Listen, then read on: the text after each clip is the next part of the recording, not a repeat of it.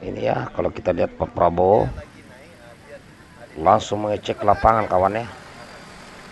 Beliau langsung mengecek ke lapangan. Kalau presiden saja langsung mengecek persiapan ya, untuk penanaman padi, dan sekarang sudah mulai kita panen raya dan ini mulai lagi nanam. Nah, menteri-menteri juga sudah semangat turun. Nah, tentunya diharapkan rakyat juga harus semangat ini. Ya, panen raya kemarin Jawa Barat berhasil ya. Jadi diperkirakan 2 tahun ke depan kita sudah bisa swasembada pangan. Betul, kayak di negara Swedia. Di negara Swedia itu kawan, itu nggak punya tambang, dia itu nggak punya yang lain, dia hanya punya pertanian ya, padi, sayuran, ternak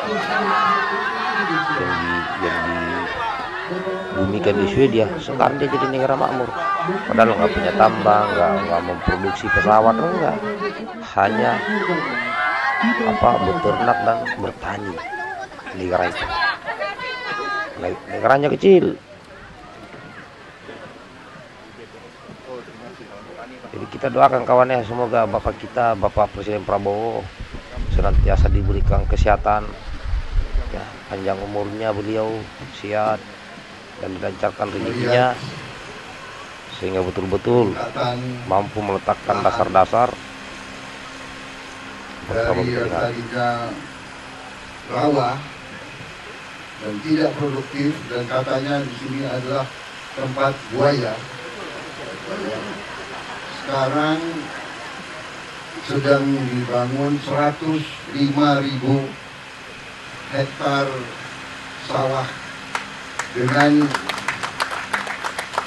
teknik-teknik yang paling modern di dunia. Tadi saya sendiri mencoba, kaget juga saya. Untuk pertama kali mengendalikan drone itu yang menebarkan benih. Ini ternyata bisa satu hari 25 hektar yang tadinya 1 hektar kalau pakai tenaga manusia 25 hari. 1 hektar 25 hari. Sekarang 25 hektar 1 hari. Dan ini nanti 100.000 akan menjadi sawah produktif. Indonesia tidak hanya swasembada pangan, Indonesia akan jadi lumbung pangan dunia. Sekarang saja kita sudah bisa bantu negara lain. Kita bantu tetangga-tetangga kita, saudara-saudara kita. Dari segi kemanusiaan kita bantu, dan ini sesuatu yang membanggakan bagi saya.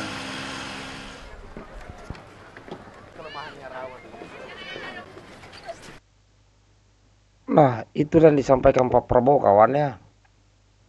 Jadi saat ini saja kita sudah mampu membantu beberapa negara dalam hal pangan. Jadi target Indonesia bukan hanya menjadi lumbung pangan Indonesia sendiri, tapi targetnya adalah lumbung pangan dunia. Karena betul, ya setiap terjadi persetujuan ya global, terjadi perang global, itu makanan menipis. Ya, makanan menipis. Bahkan sejak era-era di masa lalu, kerajaan-kerajaan masa lalu ya, di era abad-abad pertama, kalau kita lihat di masa-masa Viking, di mana mereka itu berebut tanah. Viking ini, karena Viking ini kan orang-orang yang dari utara, yang dekat dengan kutub. Jadi mereka berjalan ke selatan, menyerang negara-negara atau kerajaan-kerajaan yang ada di selatan, ya seperti Inggris, Prancis. Ya, mereka menyerang itu untuk merampok. Ya. Nah, ternyata selain merampok emas, ya harta, ternyata mereka juga sadar bahwa di daerah Inggris, di Eropa itu tanahnya subur. Maka Viking mulailah berbagi lahan pertanian. Karena hidupnya Viking itu kan di daerah utara, daerah dingin, daerah batu-batu. Jadi kalau dia mau hidup, mereka itu menyerang wilayah-wilayah yang subur, merampok kerajaan itu. Ya bukan bermaksud untuk menduduki, hanya untuk merampok. Bayangkan kerajaan dirampok, tapi perang dulu kan. Habis itu pulang lagi ke kerajaannya. Kemudian sekian ratus tahun mereka sadar bahwa di daerah selatan itu tanahnya subur untuk bertani. Nah, dari pertanian itulah mereka semakin kuat ya, kerajaan Viking yang sekarang peninggalan-peninggalannya ada di Eropa, termasuk Turki, Rusia, dan di negara manapun pasti yang tidak mengembangkan pertanian mereka akan kerepotan. Karena dasarnya manusia itu makan berasal dari bahan baku dari pertanian. Nah, negara kita ini kan negara makmur. Selain pertanian yang subur, juga lautnya kawan. Dan juga kita tidak lupa meningkatkan teknologi kita dengan ilmu pengetahuan. Ya, itulah sasaran Pak Prabowo, yaitu ilmu pendidikan, ya ditingkatkan pendidikannya, pertanian, peternakan semua ditingkatkan. Dan mencerdaskan bangsa Indonesia mulai sejak dini dengan melalui salah satunya program makan bergizi gratis, biar merata itu. Ya. Biar merata orang-orang pintar di negeri ini. Karena walaupun kita punya sumber daya alam, karena kita tidak pintar, tidak mampu mengelola, akhirnya bangsa-bangsa asing yang pintar-pintar itu yang mengelola, mau tidak mau.